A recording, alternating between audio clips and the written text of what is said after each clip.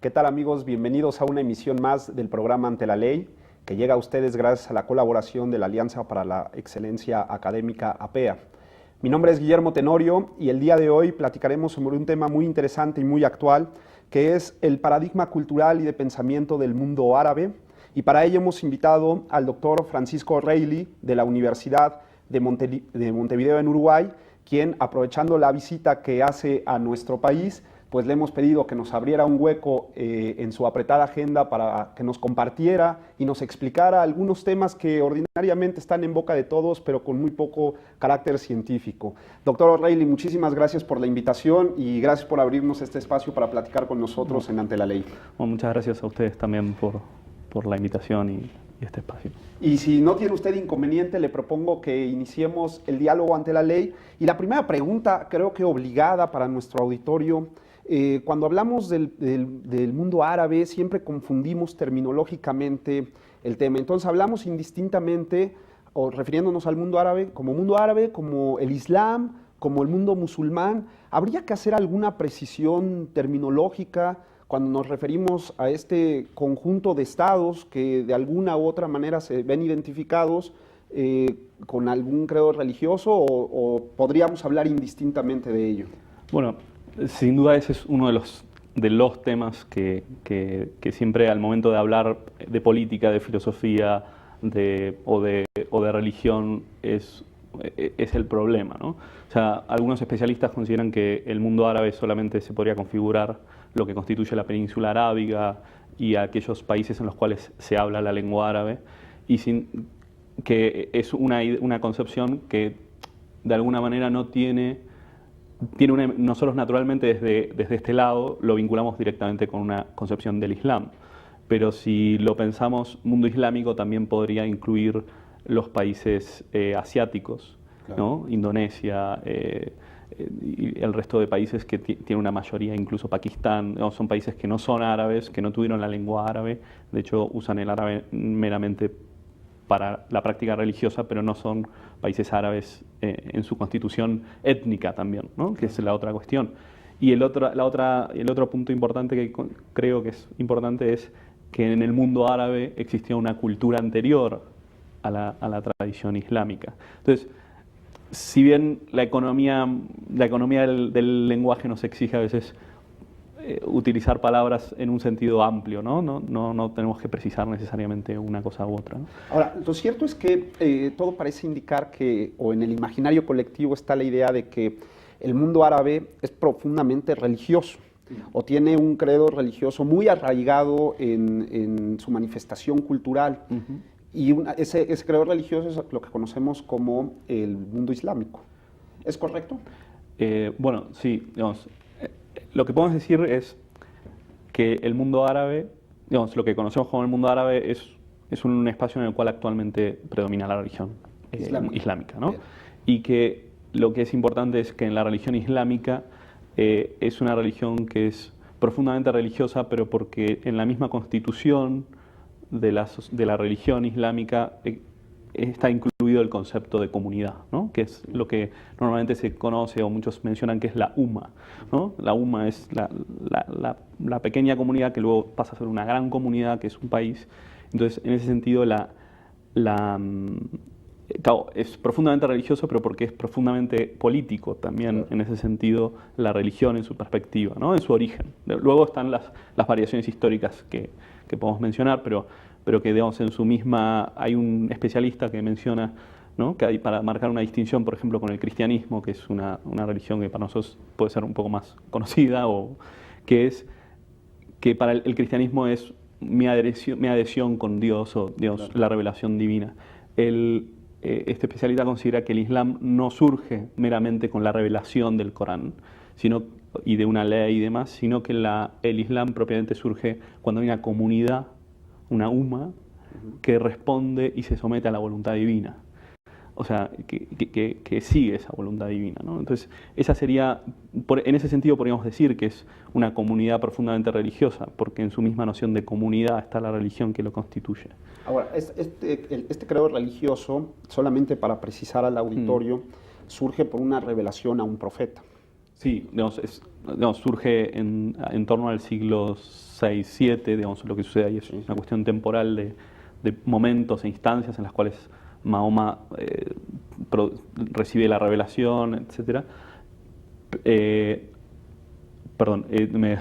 Entonces surge en ese momento histórico, pero y es un momento importante, es la Constitución. De hecho, para ellos, el momento particular es la egiria, que es lo que ellos consideran que es el éxodo, ¿no? Es un momento en el cual es un movimiento particular en el cual Mahoma adquiere una particular adhesión.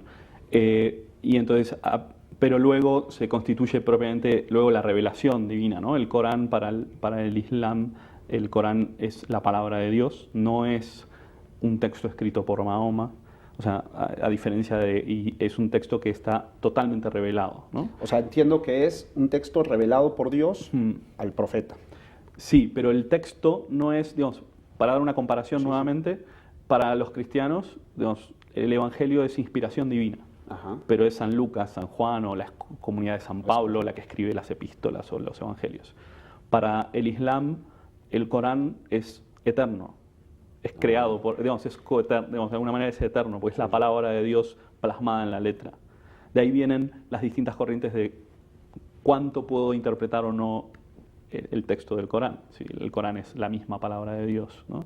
O sea, no es ¿Vuelve imposible una interpretación? Bueno, también el Corán lo que tiene es que no es que habla de todos los temas. Entonces, lo que vamos a tener son corrientes interpretativas distintas. Pero sí, es verdad que en el último hay una famosa distinción, para ir dando algunos elementos entre lo que es el din, que es la ley fija, y lo que hoy casi todos conocemos, que es la sharia. El din compone la sharia, pero la sharia es un conjunto de elementos mayores, no es meramente lo revelado en el Corán, ¿no? Sino que tiene además elementos de los hadiths, que son los dichos de Mahoma, que ahí sí ya sería un conjunto de cosas más cercanas a lo que nosotros consideramos dentro del cristianismo como cuestiones de práctica, ¿no? O de tradición, y después está la suna, que es propiamente la tradición, y después vienen ya las corrientes jurídicas. Pero lo único que tiene su base en el Corán es su base, su especificidad particular, es el din, ¿no? O sea, entonces, no sé si porque resulta curioso que todo parece indicar que a partir de esta revelación, aunque hay una cultura previa, pero hay un ánimo de expansión. Y de repente empezamos a ver que el pueblo árabe empieza a conquistar todo el norte de África y entra directamente a la península. ¿Esto porque es por la misma revelación? Bueno, ahí hay dos situaciones, ¿no? O sea, yo creo que por un lado hay una idea de expansión, ¿no? O sea, el Islam distingue entre la tierra del Islam y la tierra que está fuera del Islam, de la revelación. Ellos consideran que hay una ignorancia previa, en todo pueblo hay una ignorancia previa a la revelación, ¿no? Y que hay un pecado de ignorancia en el pagano, ¿no? O sea, pero la expansión surge porque tienen la idea de la predicación, pero la predicación es comunitaria. Entonces, en ese sentido sí hay una intención de expansión, pero sin embargo va a ser en el siglo XX, por ejemplo, para que a veces confunde el concepto de yihad como la guerra, lo que nosotros entendemos o lo que Bin Laden mencionaba como yihad, es un concepto que ya en su especificidad surge más bien tardíamente, ¿no? Aunque sí están los elementos de la yihad, de la guerra santa, justamente contra esta ignorancia, contra la mala interpretación. Pero sí hay un segundo elemento que a veces no se tiene particularmente en cuenta, que es un elemento histórico. Y es la tierra, lo que consideramos Medio Oriente, ¿no? Si atendemos a lo que pasaba en el Antiguo Testamento, los judíos fueron a Egipto, luego estuvieron en Babilonia. O sea, es un lugar donde los imperios laterales lograban meterse por distintas cuestiones económicas y culturales. Y entonces es un pueblo que está acostumbrado, no el judío, sino toda esa zona, y además en la época en que surge el Islam están las herejías cristianas y las definiciones dogmáticas, nestorianos, monofisitas, Es como un caldo de cultivo. Es un caldo de cultivo donde hay, entonces el pueblo, si uno piensa, pensemos que el pueblo es como cualquier lugar, digamos, el pueblo ya un momento que le daba igual, Claro. ¿no? Digamos, el pueblo, ¿no? No hablamos ya las cosas. Entonces, claro, bueno, si los musulmanes entraban en en una ciudad y decían, bueno, mira, o eres musulmán, y si no eres musulmán pagas un impuesto. Entonces dices, ¿por qué voy a pagar el impuesto? Si antes tenía un monofisita, después tuve un bizantino, después, digamos, hay elementos, digo, más allá de que hubo una expansión militar, también una expansión que venía más bien por un caldo de cultivo de una situación de religiones, y hay un fondo común también, ¿no? O sea, entre el Islam y las... Tenemos como que la impresión de que el mundo árabe y su pensamiento está muy lejano a nosotros. Pero ciertamente todo parece indicar que hay pensadores árabes que conocen profundamente a los pensadores que a la postre sentarían las bases de lo que ahora llamamos conocimiento occidental. Pienso en Aristóteles, ¿no? Sí, sí. Por ahí dicen que Aristóteles fue conocido previamente por los árabes, por algunos pensadores árabes. ¿Hay conexiones? ¿Hay conexiones entre el pensamiento árabe y lo que conocemos como el pensamiento occidental? Absoluto. O sea, me dedico a eso. O sea que, no solo que, digamos, los primeros imperios, un detalle, el primer imperio musulmán, su administración era en griego, porque la gente culta hablaba griego porque eran nestorianos, eran cristianos, que habían emigrado allí. Y entonces, ahí comienza un grupo de traducciones de textos griegos, no solo al árabe, sino también al siríaco y a distintas lenguas de las comunidades. Y ahí no solo eso, sino que un emperador constituye una comunidad que se denomina y se conoce como Casa de la Sabiduría, que es un conjunto de intelectuales que se dedicaban a traducir textos del griego al árabe para constituir una cultura. Y sin duda, cuando ellos llevan toda esa cultura al Andalus, ¿no? Y a partir de la caída de Toledo y de Zaragoza en el siglo XII, empieza a haber una escuela de traductores de Toledo que se dedica a traducir textos árabes al latín.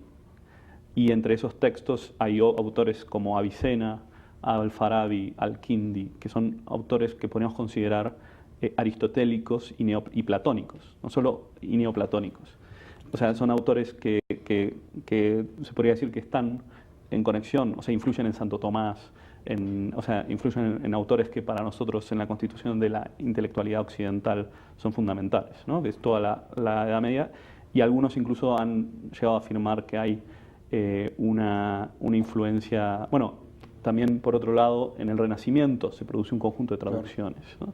Entonces, en ese sentido, yo iría un paso más allá, ¿no? Me animaría a decir que el Islam de alguna manera intelectualmente es occidental, con determinados matices, ¿no? O sea, digamos, occidental en el sentido que constituye el imperio, digamos, si pensamos muchas de las tierras en las cuales nosotros decimos que están los pueblos árabes, son tierras que estuvo el imperio romano.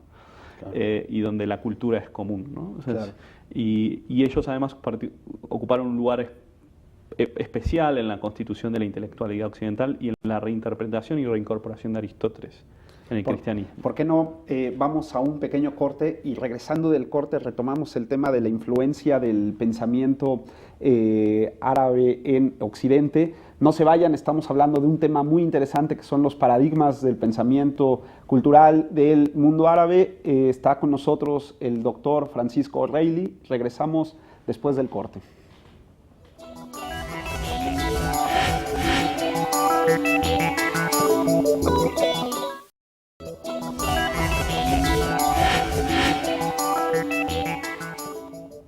Gracias por seguir con nosotros. Estamos en el programa Ante la Ley y estamos entrevistando al doctor Francisco O'Reilly, que nos visita de la Universidad de Montevideo, Uruguay.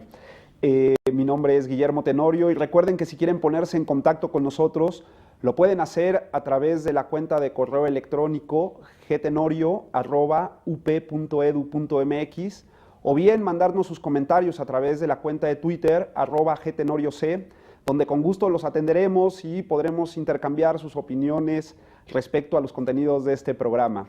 El tema que estamos tratando es sumamente interesante. Estamos hablando de los paradigmas del mundo árabe en cuanto a su pensamiento y cultura. Y el profesor O'Reilly nos estaba platicando el bloque anterior acerca de estas conexiones que existen entre el pensamiento que llamamos occidental y el pensamiento del mundo árabe.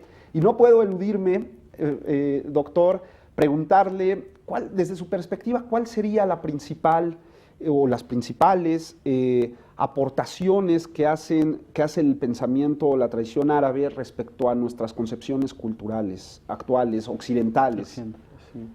Bueno, digamos, si consideramos históricamente, digamos, el primer aporte que hizo el mundo musulmán, o las interpretaciones musulmanas que son traducidas en el siglo XII y en el siglo XIV a Occidente, es la reconciliación del cristianismo, que digamos, es la cultura occidental, aunque con Aristóteles y la tradición griega, ¿no? O sea, fue un paso vital para eso, ¿no? La tradición cristiana era una tradición sumamente platónica, sí, muy espiritualista y muy poco atenta quizás al paradigma aristotélico, que a veces tiene más elementos de lo que hoy podríamos llamar la ciencia, sí, la ciencia en sentido estricto, ¿no? O sea, Aristóteles, acordémonos que tiene textos de biología, de partes de los animales, y eso incluso es los aportes que hacen los musulmanes. Uno de los libros más traducidos y que tuvo mayor validez en Occidente es el Canon de Medicina de Avicena, que es un manual de medicina que fue, junto con Galeno, fueron las dos obras más importantes antes de la intromisión de la ciencia, del cambio en el siglo XVI de la ciencia a la ciencia empírica, ¿no? Entonces, en ese sentido podemos decir que es la reincorporación de digamos, el encuentro del Islam con el cristianismo en el siglo XII y XIII, es la reconciliación del mismo Occidente con su otra tradición que se había abandonado en el siglo V, ¿no? Entonces, en ese sentido se podría decir que ese encuentro entre Oriente y Occidente, nosotros le llamamos mal entre Oriente y Occidente, ¿no? Sí, pero sí. ese encuentro entre el mundo árabe, el mundo islámico, el mundo cristiano, o el mundo árabe, el mundo cristiano, porque ahí dentro también hay tradiciones hebreas y tradiciones, hay tradiciones hebreas, y hay cristianos que escriben en árabe, ¿no? Claro. Entonces, ahí yo resaltaría eso, ¿no? Y en ese sentido, por eso yo afirmo, junto con un grupo de gente, no es una única, pero yo creo realmente que el Islam no es un otro total, ¿no? No es alguien ajeno, es alguien en el cual la idea de persona es importante, la idea del individuo, de la vida, de que yo conformo una persona, ¿no? Y entonces, con todos estos conectores, ¿qué pasó? Porque todo parece indicar que seguimos tanto desde el mundo árabe hacia lo que llamamos Occidente, sí, como de Occidente al mundo árabe, encontrándonos como el otro diferente, sin y sobre todo ya con los radicalismos, sin posibilidad de conexión. Sí. Bueno, ahí podríamos marcar dos elementos, ¿no? Nos podríamos parar desde una vereda o desde la otra. Sin duda, voy a hacer el primero, que es un poco menos conocido, ¿no? Es decir, bueno, ¿por qué el Islam nos ve distinto? Entonces, lo que no hay que olvidar es que el cristianismo perdió, digamos, el Occidente, lo que nosotros llamamos Europa y América, digamos, Europa y América, sí, pero sobre todo Europa, perdió fue poco a poco desentendiéndose del paradigma religioso dentro de su constitución social, ¿no? O sea, digamos, la historia es que cada vez, a lo largo de la historia, eso se fue yendo. Entonces, la política se fue desligando de alguna manera de la idea de la religión, y la religión pasó a ser un ámbito meramente privado, ¿no? O sea, lo que sería el bien común, que incluso para Santo Tomás o para Avicena o Averroes está intrínsecamente ligado a la religión, digamos, nadie puede llegar a la plenitud si no tiene un vínculo con lo religioso. Eso es lo que sucede durante la modernidad, que se va desplazando. Entonces, la sociedad occidental, digamos, que se fue secularizando, ¿no? Bueno, que es algo que nosotros enarbolamos como una bandera, sí, claro, y que desde el otro lado se ve justamente como algo malo, ¿no? Claro. Porque para el Islam la comunidad es intrínsecamente religiosa, porque nosotros por nosotros mismos no podemos ser buenos y no podemos alcanzar si no es mediante la comunión con la religión y la comunión en sociedad en orden a una religión, ¿no? Entonces, en ese sentido, para ellos nosotros perdimos el fin del bien común real, ¿no? Pero a eso, además de eso, que sería una parte meramente teórica, le podríamos agregar una parte histórica, que son todo el conjunto de colonialismos a lo largo del siglo XIX y hasta principios del XX, en los cuales ellos se vieron sometidos, ¿no? Y entonces las primeras interpretaciones de un Islam radical, como puede ser la de Qutb, la de Shariati en Persia, son interpretaciones de tipo neomarxista del mismo contenido del Islam. Entonces, digamos, la reinterpretación de la religión islámica y del fin del bien común y demás, se constituye en una identidad contraria al otro, que el otro pasa a ser el colonialista, ¿no? Claro. Entonces ahí tenemos un conjunto de elementos, ¿no? que nos distancian mucho, así como se podría decir que socialmente, interiormente, actualmente nosotros a veces tenemos distancias entre las derechas y las izquierdas, sí, claro, y demás, ¿no? Porque ninguno reconoce la conciliación. La interpretación de la relación entre ambos ya es el conflicto. Claro. Entonces, claro, no hay posibilidad de interpretación si nos paramos en estos paradigmas, digamos, desde el lado desde el lado de ellos en ese vínculo, ¿no? Porque ellos siguen manteniendo, digamos, los islámicos siguen el mundo árabe sigue manteniendo una idea de una comunidad religiosa, claro, o sea, que es intrínseco a la esencia de ellos. Hay una serie de conceptos que me imagino que también existen percepciones distintas. Pienso en el caso de la libertad, pienso en el caso de la mujer, que son como que temas que Occidente de ordinario pone la lupa encima, el tema de los derechos humanos. Sí. Hay una percepción distinta. A lo mejor podemos irlo señalando por temas, ¿no? ¿Tienen una idea de libertad? Porque veo que el tema comunitario es un tema muy importante. Tal parece que hay una especie de visión muy espartana del asunto, ¿no? Pertenezco a la comunidad y sin la comunidad no existo. Claro, bueno, es que en el fondo, si, digamos, nosotros tenemos una sobrevalorización, o sea, a partir de la modernidad nosotros tenemos una sobrevalorización del individuo, ¿no? Sí. O sea, para nosotros el individuo es fundamental. Sí. Ahora, claro, incluso la tradición clásica, no solo, digamos, en ellos se fundamentan en una tradición clásica, en Platón, en Aristóteles, ¿no? Pero después lo conforman ya desde una perspectiva meramente religiosa. Pero respecto a la libertad, siendo algunos temas, bueno, por ejemplo, la libertad es un tema específicamente conflictivo internamente a las doctrinas islámicas, porque por un lado están los fatalistas, por una cuestión teológica, digamos, si hay libertad, entonces Dios, ¿qué es lo que tengo que hacer? Tengo que hacer lo que Dios manda. Entonces, lo que Dios manda es una cosa, y hay una cuestión compleja teológica, digamos, por lo cual nuestra libertad afectaría a la simplicidad divina, ¿no? Claro. Pero después hay un conjunto de autores musulmanes que sostienen que no, que hay libertad y que no afecta digamos, pero digamos, hay dos interpretaciones que normalmente desde nuestro lado, sobre todo por una interpretación que se da directa del famoso del término Islam, que es sometimiento, ¿no? Entonces, en ese sentido dice, bueno, yo tengo que someterme a la ley divina, pero podríamos decir lo mismo del cristianismo, ¿no? Digamos, claro, desde luego. O sea, un cristiano que busca el bien dice, bueno, que se haga tu voluntad, reza el cristiano, claro, ¿no? Hace tu voluntad, y eso también reza el musulmán. Pero claro, la interpretación es, yo soy realmente libre de hacer lo que quiero, tengo posibilidad de hacer lo que quiero, ¿no? Y hay autores que consideran que no, o sea, que son doctrinas que incluso están en la modernidad, que es el famoso vocacionalismo, ¿no?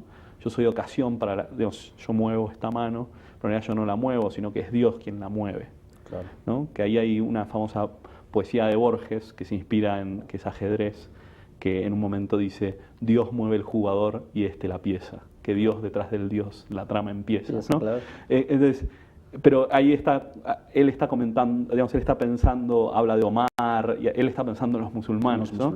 Y que tiene atrás toda esta teología ocasionalista, que es que nosotros en el fondo nos movemos porque Dios nos mueve. De alguna manera, todo el tema de la guerra religiosa, pues, tendría ahí como que un eslabón, ¿no? O sea, Dios de alguna manera me predispone a hacer la guerra al otro. Ah, bueno, No claro. tengo opción. No hay opción. Dios me obliga, ¿no? Dios me obliga, Y Dios me da... sí. Y además me premiará. Claro, bueno, claro. Pero lo que hay que tener cuidado es que esta es una interpretación. Una interpretación. ¿no? Esa es una interpretación y que es justamente la interpretación predominante. Claro. Pero también, digamos, podríamos decir que ese fatalismo tiene otra cara de la moneda que son, digamos, doctrinas un poco más libres. Por ejemplo, para mencionar una es los sufís, ¿no? que son como místicos y ellos creen efectivamente que el hombre es vínculo entre Dios y el mundo, ¿no? Y que la oración es un modo de unificar eso, ¿no? Y ellos, digamos, ahí hay una influencia también del monacato. Digamos, en el Islam no habría posibilidad de un monacato por determinadas cuestiones.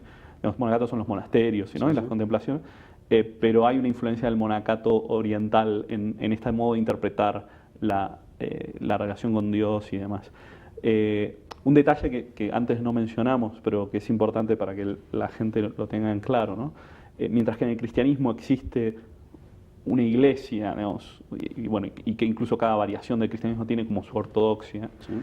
El Islam no tiene una ortodoxia única, ¿no? O sea, en el Islam tenemos tradiciones, tenemos los sunís, los chiís, y dentro de ellos tenemos a los sufís y demás. Es una pluralidad. Pero es una pluralidad y no hay no hay un papa. Claro. No hay alguien que, o sea, claro, está el imán de tal lugar, digamos, están los sabios de cada comunidad, pero no hay una ortodoxia o no hay nadie quien defina. Digamos, esto digo es importante porque a veces cuando lo vemos desde este lado decimos, bueno, pero ¿quién es? Claro, y no hay manera. O sea, lo que debemos hablar es de tal o cual tradición, de tal o cual perspectiva. Me tocó alguna vez oír que alguien preguntaba, bueno, ¿y quién es el papa de los sabios? Una cosa de loco. Bueno, ¿no? digamos, esa es digamos, ese Claro. me parece que es un detalle importante en aras de aclarar algunos de estos puntos. Con ¿no? este tema de la libertad me parece que no podemos evadirnos de pensar que a través de estas interpretaciones, por eso el tema de los derechos humanos cuesta muchísimo trabajo, ¿no? Bueno, sí, aunque muchos teóricos del Islam no tendrían ningún problema en hablar de que los derechos humanos están. O sea, de hecho, yo creo que no hay ningún inconveniente en ello. El problema es, aquí nuevamente está el tema de la oposición y la visión del otro. Es todo lo que desde Occidente se adhiere a las nociones de derechos humanos. Claro, O sea, es un patrón cultural de Occidente claro, que se quiere imponer. Exacto. Digamos, hay muchos temas candentes en mismo Occidente Claro. que el Islam lo considera como propiamente una postura cristiana, incluso, ¿no? O sea, por ejemplo, temas como el aborto o cuestiones de ese estilo que vienen a veces en el paquete de los derechos humanos. Claro, el Islam reacciona por razones obvias, así como el cristianismo reacciona. Claro. Pero lo que veo es que para ellos a veces eso es todo lo mismo, ¿no? Entonces, cuando hablamos de los derechos humanos en el Islam, los islámicos a veces piensan más en esto. No todos, ¿no? Pero se entiende. Hay una gente desde el otro lado se ve, bueno, pero usted me quiere imponer todo ese conjunto de cosas a las cuales yo no estoy dispuesto a adherir, porque soy comunidad religiosa y yo la dignidad del individuo y estas cosas las adhiero, ¿no? El tema de vuelta es cómo nosotros interpretamos la escala de valores que ellos plantean al momento de decidir cómo obrar, ¿no? O sea, hay un tema muy candente, ahorita que ya nos metimos al tema de derechos humanos, que es el tema de la mujer. Sí. Como que siempre que pensamos en el mundo musulmán, en el mundo árabe y por supuesto en el Islam, pensamos en una idea, porque además es como que un lugar común de Occidente decir, claro, y tan no tienen idea de derechos humanos que vean el tema de la mujer, ¿no? Tal parece que el tema de la mujer se ha vuelto un tema emblemático de Occidente en contra del pensamiento árabe. Sí, bueno, sin duda es un tema, digamos, candente, digamos. Basta con ver, por ejemplo, el cómic que luego se hizo que es Persepolis, que es de una, no sé si lo has visto, es uno que recomiendo, es un cómic que escribió una mujer iraní para explicar al mundo occidental qué pasó en Irán, ¿no? Y ella cuenta toda su experiencia y justamente lo que apunta es los derechos de la mujer, entre otros derecho a votar, por ejemplo, ¿no? O sea, hace poco salió el rey de Arabia Saudí diciendo que, bueno, que la mujer va a poder votar en el 2015 en las municipales, ¿no? Y digan que les fue bien, ¿no? No, pero en el 2000, como el gran... Entonces, claro, sin duda es un problema. Ahora, lo que sí hay que distinguir allí es qué hay, digamos, lo que habíamos dicho antes, la distinción entre el din, que es lo que efectivamente nosotros podemos establecer como ley a partir del Corán, y la sharia, que establece lineamientos generales. Entonces, eso es un tema en el cual no hay sobre determinadas cuestiones que no hay una tradición islámica que establezca determinadas, por ejemplo, las famosas que siempre se mencionan, las prácticas de mutilación genital. Es una tradición africana, no es una tradición musulmana que se ha mezclado en determinadas comunidades, pero no está en el Islam. Todo el mundo, no está en todo el mundo islámico y no se practica en todo el mundo islámico. Y después, por otro lado, lo que sí hay que entender es que hay un elemento cultural, ¿no? Hay una novela de una autora egipcia que cuenta cómo una mujer que ahora, en un momento de la historia de Egipto, ya podía, ya podía rezar ella, pero ella no se sentía digna de rezar. Entonces ella reza, porque ella durante toda su vida había rezado de pie detrás de su marido. Claro. Y entonces ella ahora, al momento del llamado de la oración, meramente se besa la mano y hace una bendición, pero no se siente en dignidad, ¿no? Pero digo, en el sentido de, hay cosas que también tienen que ver con culturas y con, la misma cuestión del velo, digamos, en el fondo, en el velo que hay una cuestión tradicional, ¿no? O sea, claro, el pelo de la mujer es tentación, y yo digo, bueno, pero desde hoy, donde nosotros aquí hay mujeres que usan minifaldas que son unas fajas, ¿no? O sea, claro. Y uno dice, bueno, pero claro, si uno lo piensa en una idea antigua en la cual claro, la entrada en pueblos y violación de mujeres, estoy hablando del siglo X, estamos hablando de, entonces claro, el velo es protección, que la gente no sepa que si hay una mujer, digamos, pero digamos, hay que ver ahí qué son las cosas que vienen por tradición y qué son las cosas que tienen efectivamente un contenido religioso profundo, ¿no? Digamos, un contenido en el din, en el meollo de la... Entonces, en ese sentido, habría que... Digamos, es un tema muy amplio de la mujer, me refiero, digamos, habría que ver cada uno de los derechos en particular, pero yo creo que hay un conjunto de cuestiones que son de orden cultural y otras que sí, bueno, son más particulares. Y siempre desde Occidente, pues, juzgamos con los patrones culturales de Occidente, claro, ¿no? Así ellos también ven en nosotros una promoción de la prostitución, por ejemplo, ¿no? Porque las mujeres van...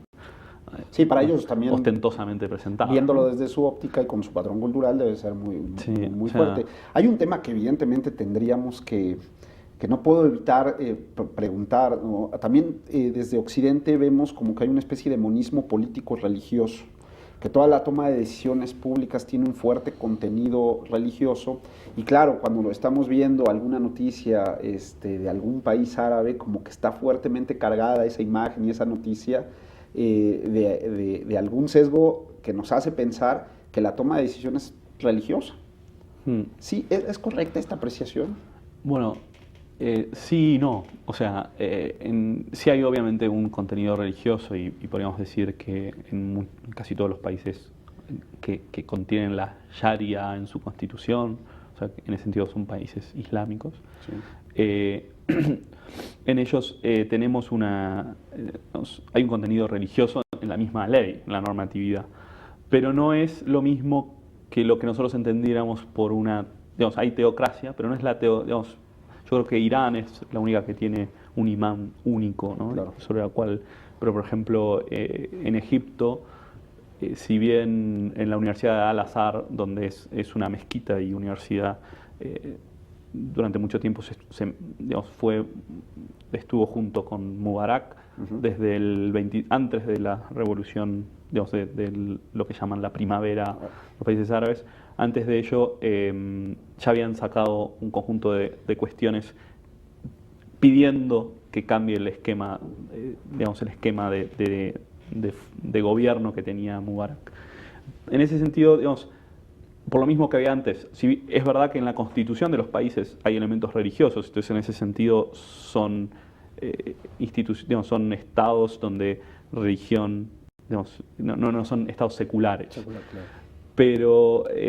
Pero no es un religioso digamos, no es una autoridad religiosa quien define todo, ¿no? Sí, obviamente están los jurisconsultos que son religiosos. Que pueden influir, y que pueden influir, y sobre todo en algunos países, pero, digamos, obviamente para nosotros, desde nuestra mentalidad secular, son profundamente religiosos, y, digamos, pero no habría, digamos, no hay necesariamente cada uno va a tener como digamos, por esto mismo de que no hay una ortodoxia, ¿no? O sea, digamos, tenemos partidos que son suníes, digamos, ahora en Egipto están los salafíes, que son más bien de origen saudí, digamos, pero dentro hay otros, o sea, hay suníes y demás. Entonces, en ese sentido, claro, hay un debate interno, o sea, entonces, en ese sentido, pero bueno, por lo mismo que dijimos antes, la misma noción de comunidad implica una nación religiosa. Entonces, y es musulmán quien respeta la ley islámica. Entonces, en ese sentido, claro, la comunidad es meramente, digamos, pero claro, después cuando uno va a la práctica, o sea, uno a veces desde acá piensa verlo todo muy monolíticamente, ¿no?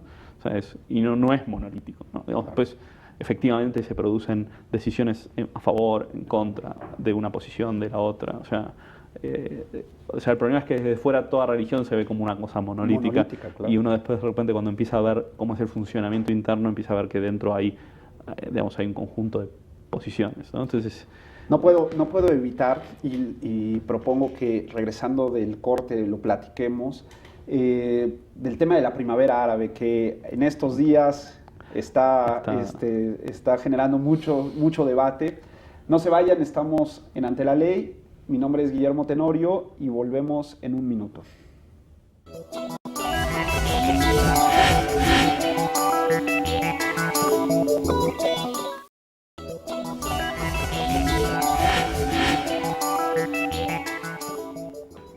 Gracias por seguir con nosotros. Estamos platicando de los paradigmas culturales y de pensamiento del mundo árabe y se encuentra acompañándonos en este programa el doctor Francisco Reilly, que nos visita de la Universidad de Montevideo, allá en Uruguay.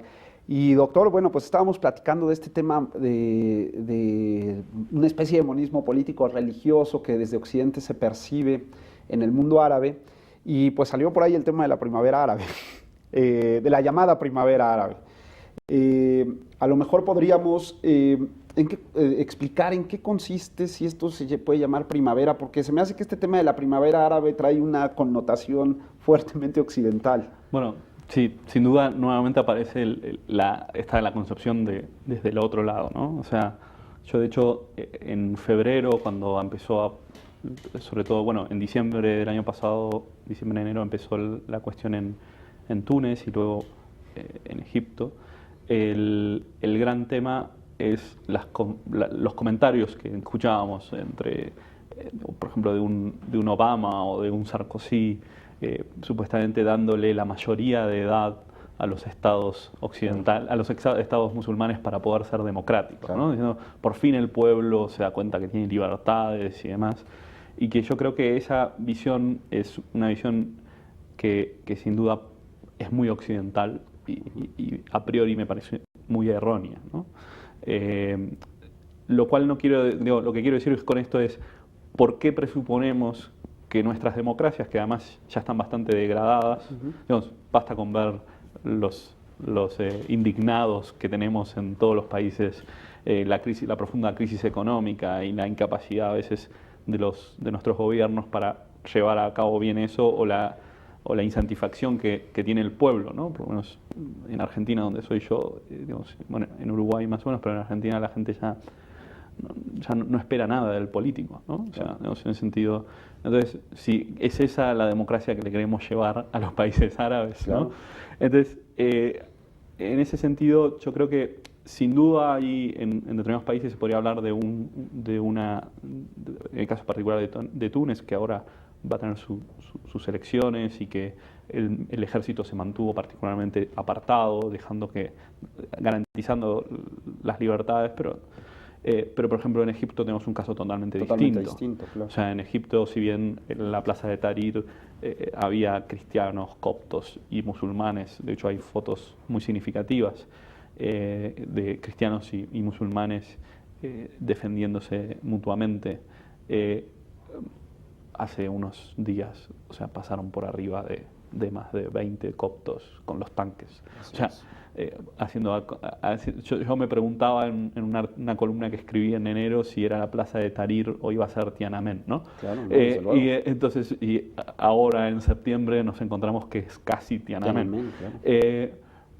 Tampoco hay que ser totalmente, digamos, desalentar a la gente, ¿no? Pero lo que creo es que lo que hay que ser prudentes es que cada país tiene su historia, su tradición. Los coptos están antes que el Islam en Egipto, pero sin duda son una minoría. Y claro, digamos, hacer una reforma, la reforma política que se puede llegar a hacer en Egipto nunca va a ser una reforma en la cual se separe, se secularice la forma de gobierno, ¿no? O sea, la Universidad de Al-Azhar, digamos, ha sacado una hoja de ruta hace unos días, tratando de plantear cuáles serían las cosas a revisar. Ya había sacado una el 23 de enero, antes de los levantamientos en la Plaza de Tahrir, hablando justamente del voto femenino, de que puedan participar en política las mujeres y puedan participar en política también los cristianos. Elementos que para nosotros quizás son fundamentales para decir, bueno, es un pueblo igualitario, claro, o que tiene libertad, claro, ¿no? Pero sin embargo, es difícil que eso se vaya a modificar, porque sería quitar la sharia del artículo 2 de la Constitución, que claro, es lo que no se tocó cuando se hizo la modificación de la Constitución, ¿no? O sea, entonces, en ese sentido, preguntarnos, o sea, esperar que los países musulmanes pasen a tener una democracia al estilo liberal o al estilo occidental, es difícil y tampoco sé si es lo correcto, ¿no? O sea, me refiero a si es lo que realmente vale la pena para esos países hacer. O sea, lo digo quizás con un poco de escepticismo sobre nuestras pulcras democracias, ¿no? O sea, claro, porque ese es el otro tema. ¿Cuál es la concepción que esperamos de la política, ¿no? O sea, esperamos una utopía en este mundo, o la política es la administración de lo posible, como lo sostienen algunos. Entonces, en ese sentido, yo creo que sin duda hay una modificación. El problema es que en el caso de Egipto, que es el que un poco conozco más, lo que se puede advertir es que, si bien muchos de los jóvenes que estaban en el movimiento de la Plaza de Tahrir, que son más cercanos a nosotros y que fueron muchos de ellos educados en instituciones occidentales, claro, no tienen una conformación política. O sea, no tienen una base, o sea, no tienen un partido, ¿no? Claro. O sea, no hay un partido, no saben, no conocen la arena de lo político. O sea, no son animales políticos, por decirlo, claro, en el sentido de que no saben cómo manejarlas. En cambio, por otro lado, tenemos a los hermanos musulmanes que están desde el principio de los años 30, 40, que estaban siempre en pelea con Nasser, que a Qutb, uno de sus cosas, lo condenan a muerte en el 66, pero siguen viviendo luego se fusionan con los salafís, y estos son grupos extremistas, ¿no? O sea, son grupos que consideran, o sea, los hermanos musulmanes se han mostrado un poco más abiertos en el último tiempo, pero si vamos a leer las actas fundacionales, solamente el Islam, claro, es la verdad y hay que combatir toda ignorancia. Claro. Entonces, y ellos son los que tienen actualmente yo creo que tienen 6 partidos. O sea, los salafís y los hermanos musulmanes se presentan con 6. Ahora porque ahora son las parlamentarias, digamos. Claro. O sea, y entonces, en ese sentido, digamos, ¿qué es de hecho, hace poco leía una columna de una mujer musulmana que titulaba El otoño en Egipto, ¿no? Y hacía una crónica de lo que había pasado en la plaza los pasados días, ¿no? De que ella iba y volvía y que los perseguían y que tenían que camuflarse, ¿no? Y que un conjunto de musulmanes rodearon a un conjunto de cristianos para que la policía no vaya contra ellos. Por otro lado, la OTAN salió a decir, ¿no? Que si seguían persiguiendo a los coptos iban a intervenir. Y el obispo copto tuvo que salir a decir, mire, o sea, es un problema nuestro, ¿no?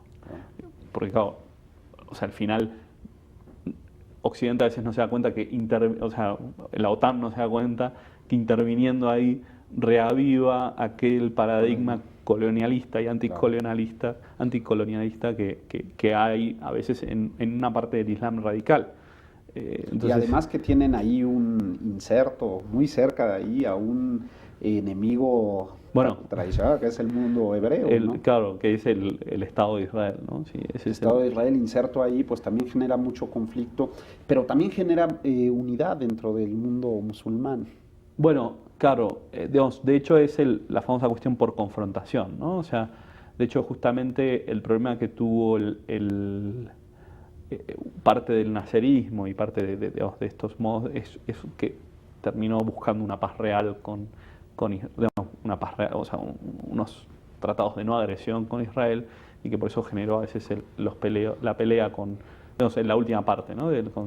Pero sí es verdad que genera esa unificación, ¿no? Y yo creo que Israel deberá de estar un poco temeroso de toda esta llamada primavera árabe, que lejos de potenciar a lo mejor la inclusión de estos valores occidentales, pues está reavivando muchos sentimientos de reafirmación de los patrones culturales árabes, y que tendrán posiblemente, no lo sé, a lo mejor estoy inventando, como objetivo Israel. Bueno, ahí es lo que hay que tener cuidado, ¿no? Digamos, porque lo que yo creo es que ahí lo que sucede es que hay dos elementos, ¿no? O sea, por eso lo que yo decía antes a veces es preferible que los países europeos o la OTAN, Estados Unidos, no intervengan activamente en los países musulmanes, ¿no? Digamos, porque reaviva esto, ¿no? Porque si uno se pone a ver en la plaza de Tahrir, volviendo a Egipto, muchas de las cosas queremos tener libertades individuales. Claro. O sea, entonces en ese sentido decís, bueno, eso no es reafirmar lo que por lo menos desde nosotros tenemos eso. Pero lo que sí es verdad es que si de repente intervienen los países, pero lo que sí no es, lo que sí hay que tener cuidado ahí es, si bien con respecto a Israel tenemos unas posiciones muy monolíticas, ¿no? Sí, Digamos, sí. porque claro, los hermanos palestinos están sufriendo ahí, Dios, sí, para el musulmán es mi hermano y está sufriendo. Y está sufriendo, y claro. lo tendría. Igual no intervinieron todo lo que podrían haber intervenido, ¿no? Porque sabían que si no con Estados Unidos perdían comer. Digamos, si uno estudia la historia tampoco, digamos, sí de verba, pero no de res, ¿no? Así es. Pero por ejemplo, hay que tener en cuenta que por ejemplo en Yemen, el presidente yemení es de corte saudí. O sea, de hecho se fue a Arabia Saudí a recuperarse y después volvió. Y las protestas, muchas de ellas tienen corte chií, que tienen ayudas de parte de Irán. Entonces, ahí se ha dado una potencial hipótesis de batalla, digamos, de guerra entre ambas partes, porque Arabia Saudí iba a ir a rescatar ¿cómo se llama?, al presidente yemení, y Irán le dijo, mira, si usted va, vamos a tener problemas, porque yo a los míos no los voy a dejar solos. Entonces dijeron, bueno, no intervinimos. O sea, lo digo como, digamos, estos son hipótesis, ¿no? Pero que estaban ahí sobre el terreno, y que lo que habla es que, de vuelta, rescatar que no hay un único camino, ¿no? en los países. Creemos o tenemos la idea de que, hablando ya sobre el tema del fanatismo religioso, a la luz de lo que hemos platicado, pues este fanatismo que como que es el más visible para Occidente, pues deriva de una de estas interpretaciones. Bueno, claro, deriva de... Es muy gracioso, porque por un lado tiene un origen en una reinterpretación de la tradición que viene del siglo XVII, XVIII, más que nada. Pero por otro lado, fundamentalmente es lo que apuntaba antes. Hay una influencia occidental en la reinterpretación, y que son las utopías de corte revolucionario de principios del siglo XX. Sin ir más lejos, Qutb, que es uno de los teóricos de los hermanos musulmanes, vivió en Francia, estuvo muy vinculados a los anarquistas, a Sartre. Y entonces tiene una reinterpretación, ¿no? De la idea de yihad, por ejemplo, que es la que todos nosotros entendemos como guerra santa, pero que en realidad es la guerra contra el enemigo que está afuera, y que en su origen, yihad, hay un detalle muy simpático, digamos, Jihad es esfuerzo. Es la misma, digamos, si se buscaría en nosotros studium en latín, es esfuerzo. De ahí que el estudio es hacer un esfuerzo para entender algo. Bueno, se podría usar como palabras semejantes. Pero sin embargo, Jihad originalmente es el esfuerzo, la defensa de la tierra del Islam. Y entonces Qutb hace una reinterpretación en la cual es salir a que el Islam sea la única ley, la única religión que esté presente, ¿no? Y entonces hay que ir a hacer un esfuerzo para al ignorante convencerlo. Y si no se convence, bueno, habrá que eliminarlo, ¿no? Pero es una labor apostólica. Es una labor apostólica intensa, ¿no? en esa cosa. Y entonces, claro, esa interpretación, incluso, bueno, en Irán lo que sucede, los chiíes originariamente eran muy pietistas. Los chiíes, uno de sus imames primeros, había tratado de establecer una comunidad chií, lo habían matado, y desde ahí habían pasado como a una situación de relegamiento, ¿no? Y lo que hace Shariati y toda la tradición, digamos, que se establece después con la revolución es reinterpretar eso, es decir, bueno, no, pero cuidado, que nuestro imán había ido a la guerra, había peleado, no solo se había recluido, digamos, de hecho murió en manos de... Es decir, bueno, entonces ahora alguien que tenía una idea más pietista pasa a la acción. Claro. O sea, a lo que voy es, hay una reinterpretación revolucionaria, ¿no? Y de hecho desde Qutb viene la idea del mujahidín, que es el que hace la guerra santa. Y ahí lo tenemos a Osama Bin Laden en el 97 en Afganistán, ¿no? O sea, en una entrevista, recuerdo, la releí hace poco, en una entrevista que le habían hecho en el 97, él dice, no, mi padre es rico, tengo mucho dinero, pero sin embargo estoy aquí para despertar de la apatía al pueblo musulmán, ¿no? De cómo van mal las cosas, de que Occidente nos quiere... Y decir, bueno, hay que establecer la verdad la verdad del Islam.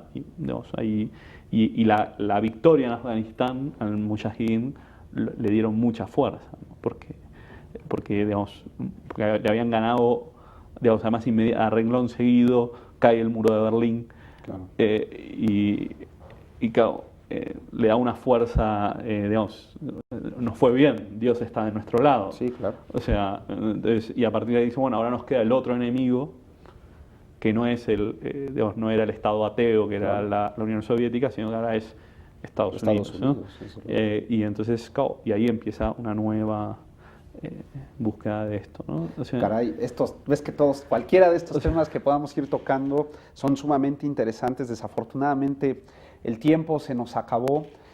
Podríamos tener 3, 5, 20 programas más, pero yo creo que como reflexión final valdría la pena no hacer generalizaciones. Yo creo que tenemos un enorme desconocimiento del mundo árabe y tenemos que buscar estos puentes de pensamiento, de conexiones que nos pueden acercar al otro, tanto de un lado como del otro, para entenderlo. Y yo creo que esos puentes solamente se pueden conseguir estudiando y conociendo la realidad del otro.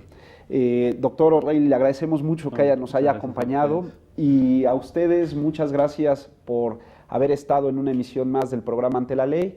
Nos vemos en otra ocasión.